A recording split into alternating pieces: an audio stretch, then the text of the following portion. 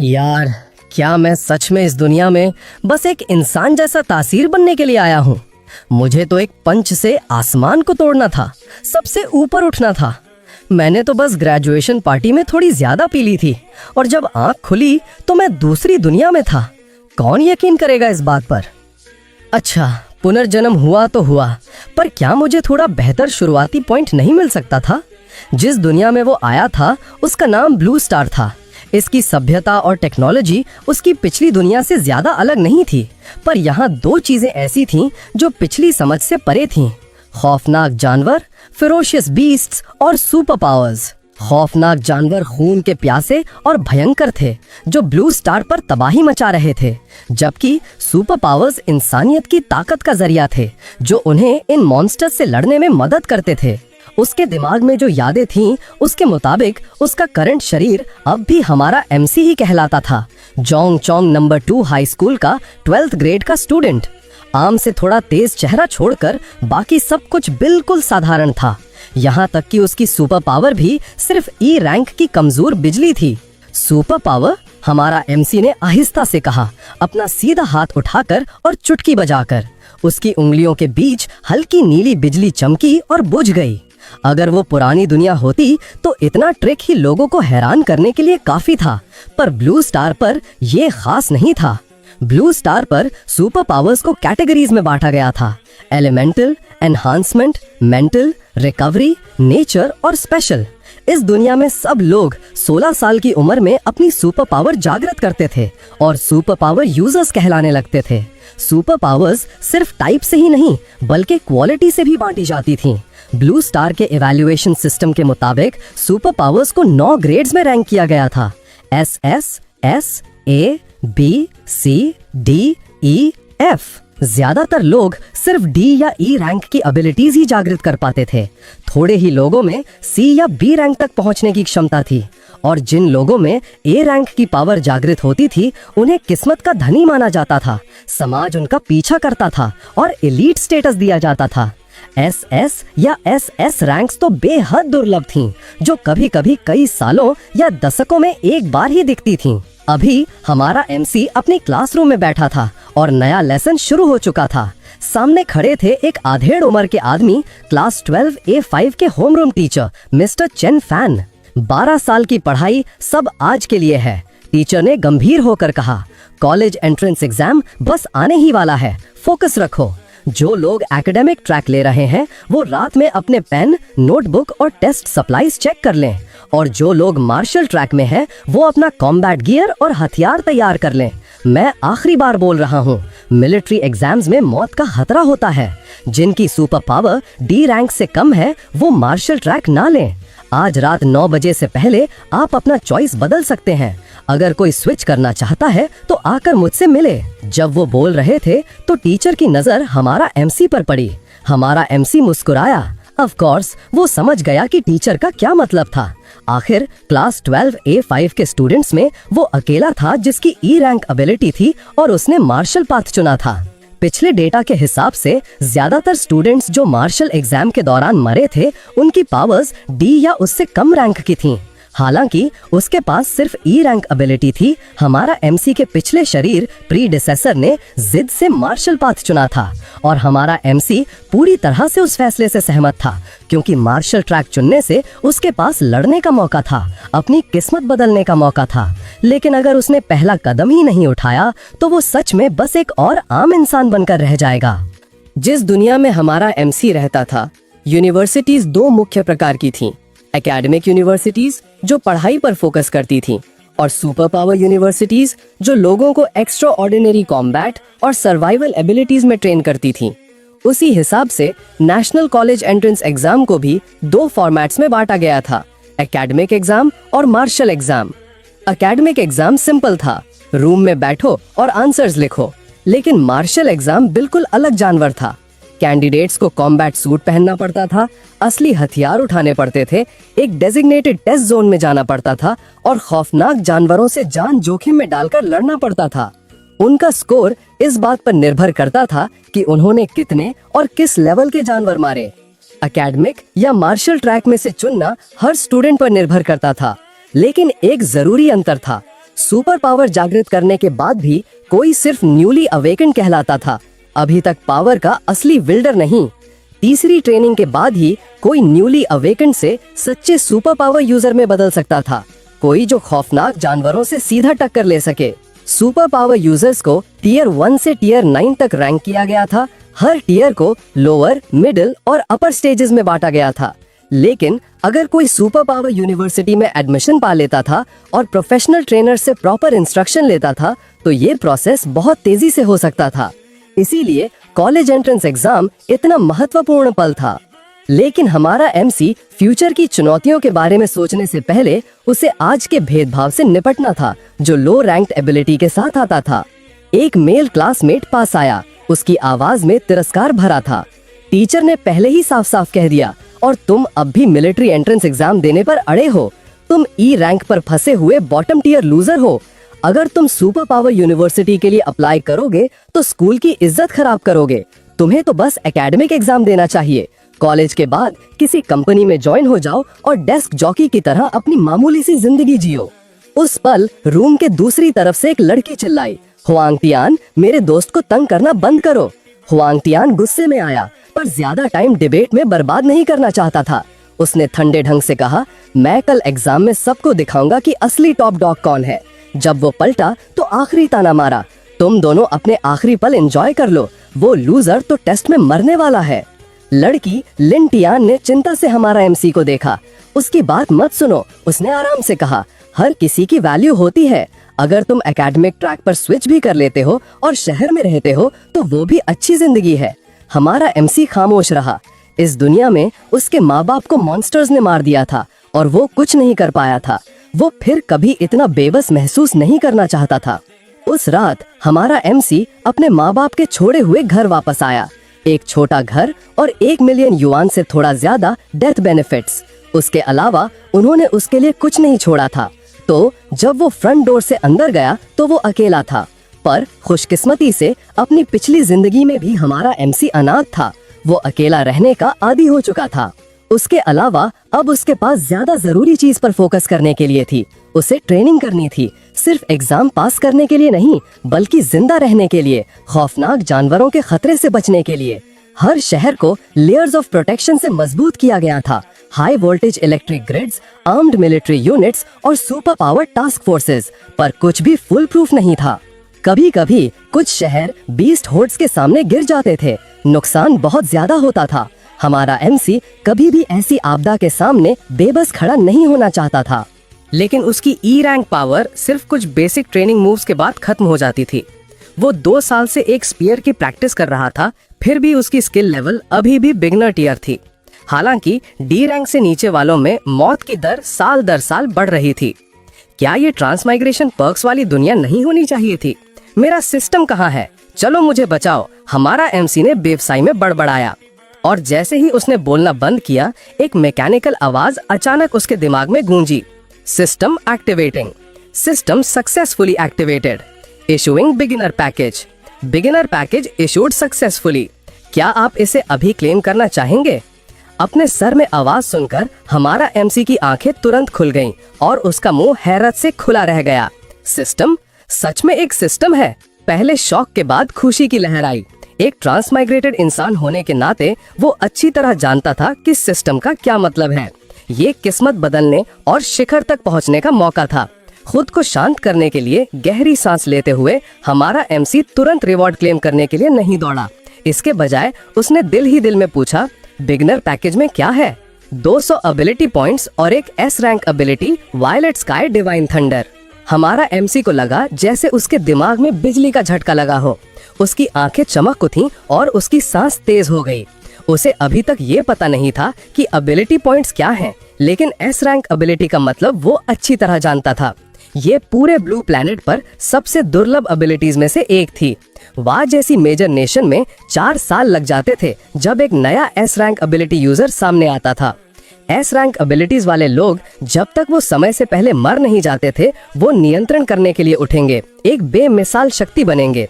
अभी भी यकीन ना करते हुए हमारा एमसी ने एक बार और कंफर्म किया, सिस्टम, जैसे ही मुझे न्यूबी गिफ्ट मिलेगा, क्या मेरे पास तुरंत एस क्लास एबिलिटी होगी? सिस्टम ने जवाब दिया, हाँ बिल्कुल। सकारात्मक जवाब मिलने पर हमारा एमसी की आंखें फिर से चमक उठीं।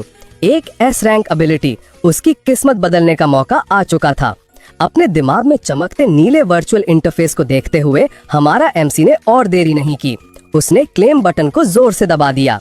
Beginner package claimed, 200 ability points have been added to your account. Activating S rank ability Violet Sky Divine Thunder. Progress 10%, 20%, 30%. एक गहरी गरज गूंजी जैसे कि अनंत शक्ति हमारा एमसी के शरीर के अंदर से फूट रही हो। अचानक अनगिनत वायलेट ब्लू बिजली उसके चारों तरफ नाचने लगी, चौंधिया देने वाली रोशनी फैला रही थी। उसका पूरा शरीर एक बिजली के गोले में बदल गया। बिजली की कड़कड़ की आवाज रुक नहीं रही थी और उमड़ती थंडर लाइट एक सुनामी की तरह बाहर फूटी। जिस जगह पर हमारा एमसी खड़ा था वहीं से शुरू होकर पूरे लिविंग रूम को निगल लिया। सोफा, टीवी, कॉफी टेबल, जो भी बिजली ने छुआ वो टुकड़ों में फट गया। थंडरबोल्ट्स ने तो भयानक आग भी लगा दी, खिड़कियों से फाड़कर आसमान में शूट हो गए। ओ माय गॉड, सामने वाले घर में आग लग गई है, फायर डिपार्टमेंट को बुलाओ। क्या वो उस लड़के का घर नहीं है? धमाका इतना जोर से था कि तुरंत पड़ोसियों का ध्यान गया। बहुत से लोग घबरा गए और इमरजेंसी सर्विसेज को कॉल किया, लेकिन घर के अंदर हमारा एमसी को कुछ पता नहीं था। उसे तो बस अपने शरीर में एक अजीब गर्माहट महसूस हो रही थी, जैसे कि वो एक अवर्णनीय शक्ति से भर रहा हो। 50%, 60%, 70% एवोल्यूशन प्रोसेस अभी भी जारी था और बाहर शायद एबिलिटी एवोल्यूशन के प्रभाव के कारण एक वक्त का धूप वाला दोपहर अचानक अंधेरा हो गया। बादल गरजने लगे, छाया ऐसे पड़ने लगी जैसे एक साथ रात हो गई हो। बारिश नहीं थी पर आसमान से धोल की तरह गरज गूंज रही थी। भारी बादल के अंदर वायलेट बिजली की धारियां चमक रही थीं, जैसे आसमान में ड्रैगन गरज रहे हों। अचानक आसमान इतना अंधेरा क्यों हो गया? वो बिजली पागलपन है। मुझे एक तरह का जबरदस्त प्रेशर महसूस हो रहा है। अजीब मौसम ने पूरे जोंग सिटी को अशांत कर दिया। बिजली कंट्रोल करने वाले बीस्ट के आने के डर से रीजनल कमांडर ने तुरंत अलर्ट जारी किया। जोंग सिटी में तैनात सभी यूनिट्स फुल अलर्ट पर रहो। 80%, 90%, 95%, 98%, 99% रूम के अंदर। हमारा एमसी का एवोल्यूशन प्रोसेस खत्म होने वाला था। अचानक आसमान से एक बड़ा पर्पल बोल्ट ऑफ लाइटनिंग नीचे आया, खिड़की को सीधे पार करके हमारे एमसी के शरीर में टकराया, जैसे आसमान से ड्रैगन उतर रहा हो। उस पल थंडर क्लाउड्स छट गए और धूप जमीन पर वापस आ गई। हमारा एमसी ने एवोल्यूशन प्रोसेस पूरा कर लिया था।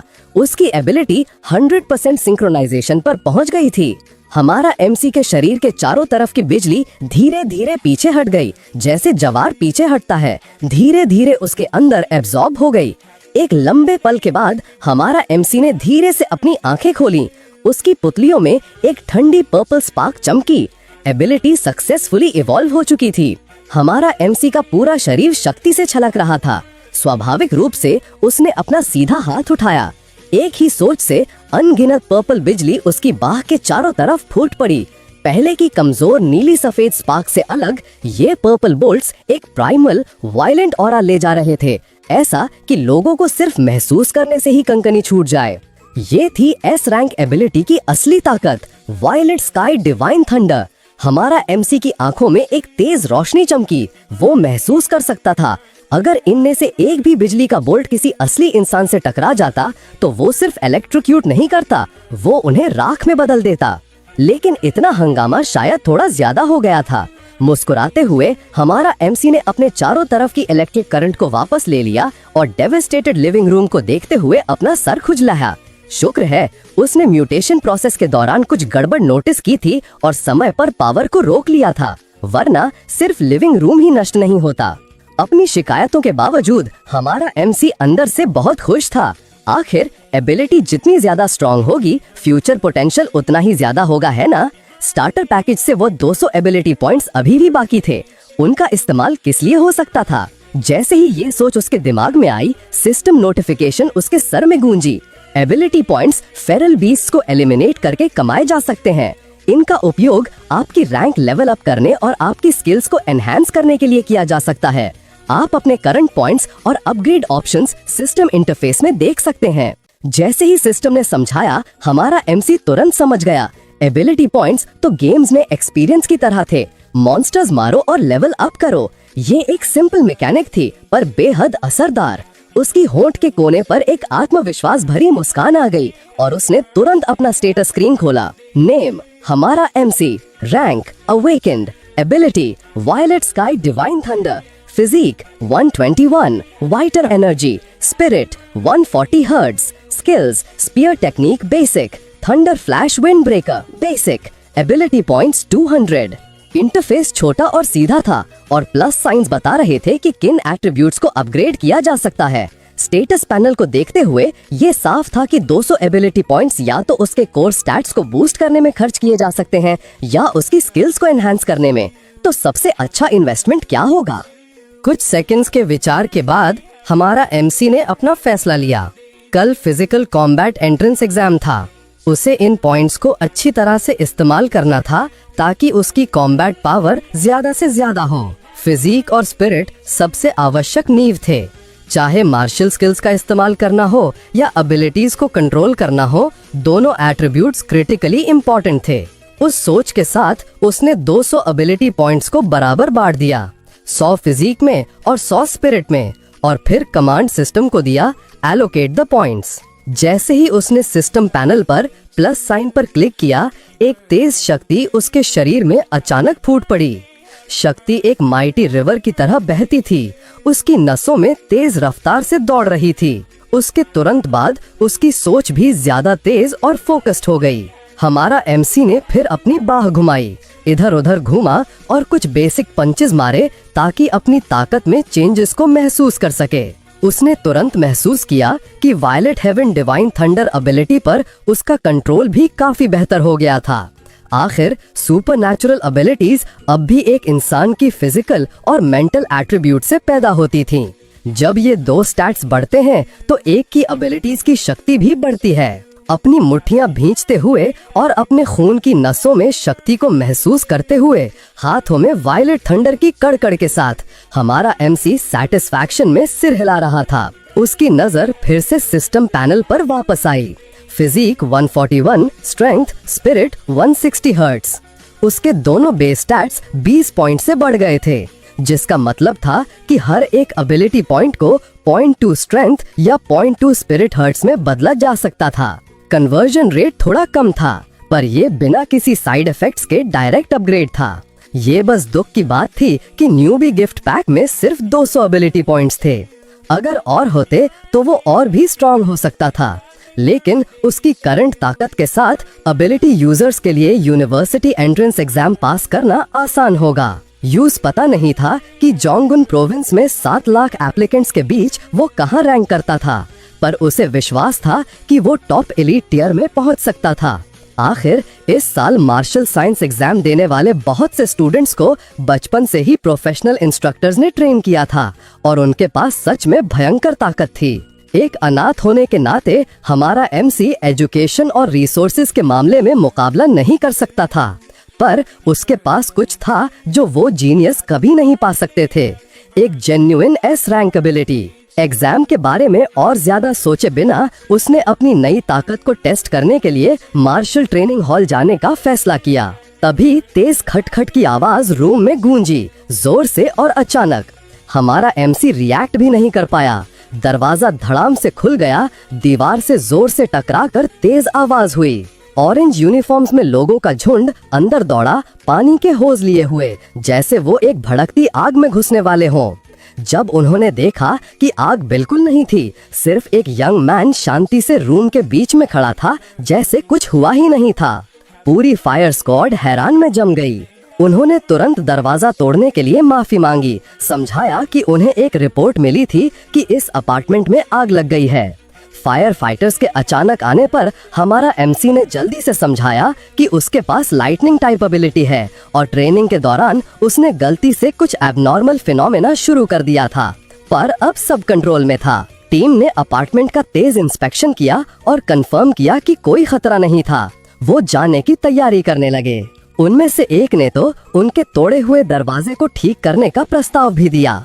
जाने से ठीक पहले स्क्वाड लीडर ने हमारा MC को देखा और आहिस्ता से बड़बड़ाया, सिर्फ ट्रेनिंग से इतना बड़ा हंगामा खड़ा कर दिया।